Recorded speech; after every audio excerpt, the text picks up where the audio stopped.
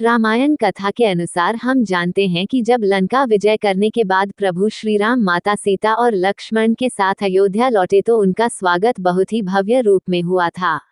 अयोध्यावासियों ने घी के दिए जलाए थे।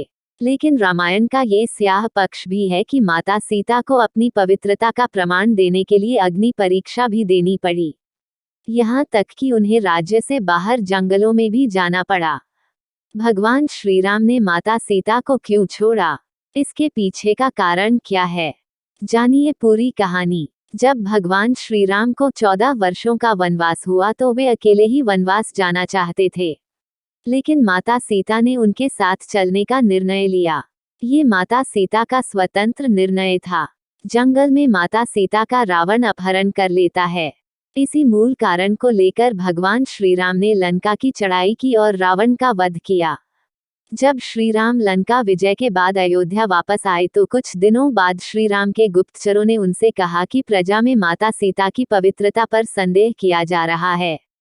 इसी संदेह के कारण माता सीता को अग्नि परीक्षा भी देनी पड़ी। लेकिन इसके बाद ही माता सीता की पवित्रता पर सवाल उठाए जा रहे थे।